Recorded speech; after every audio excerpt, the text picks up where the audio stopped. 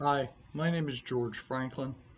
Sheila-Na-Gig Editions has asked me to make a recording of some poems from my book, Traveling for No Good Reason. So I'm going to read three poems. The first poem is called Rain. Rain on the roof doesn't let up, the noise not romantic or soothing.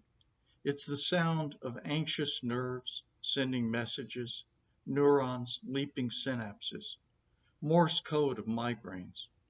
We spoke on the phone a short time ago. You were worried. Your work, family, I wasn't much different. After a while, the conversation drifted to poetry, the way it always does with us. Li Qingzhao, Yosano Akiko, Lander's poem to his son Carlino. After a while, we both felt better, even though the day hadn't gone as planned, the poems we'd hoped for hadn't arrived, and the time wasted would not return. For all that, we felt better. I wish you were here now to lie down next to me, to curl together beneath the sheets, the soft blanket, the roof pounded by rain. I'd like to smell your thick hair and feel your lips on my shoulder. The thunder has moved farther away. The rain is slower now and falters.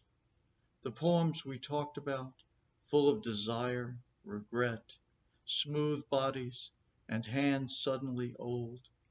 Poems carved out of jade and wanting.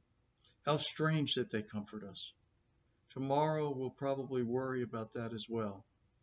But for now, we'll both fall asleep. You in your apartment, me here listening to the last drops splatter on the roof, smelling your hair fresh from the shower.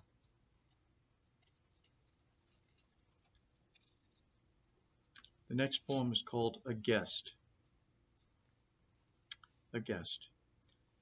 It's not late at night, but it feels like it is.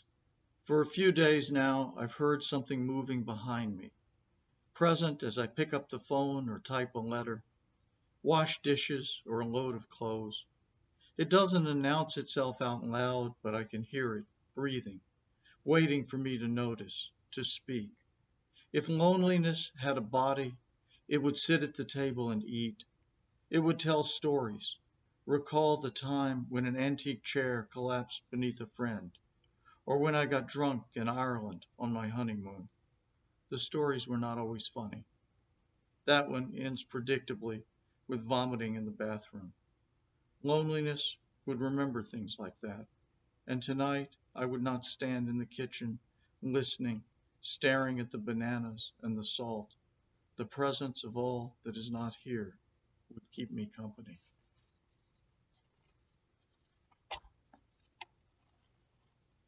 The last poem is called Speaking of Love.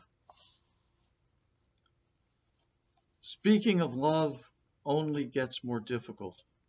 The words slip out of my hands like a plate I'm rinsing and break against the tiles in white, jagged shards and slivers. They cut my fingers when I try to pick them up. Even the phrase, fall in love, implies an accident, maybe even a mistake. A tightrope walker slipping, wavering, for how long in the air, as though a breeze might set him right again. But it doesn't. I've never thought our bodies were immortal, and I'm afraid to calculate my years or yours. That cold math belongs to time, not me. I only slide my hands along your back, your side, and move my arm inside your own, my lips pressing against your shoulder and your neck. The crowd looks up, silent with anticipation. I take a step. Thank you, and be safe.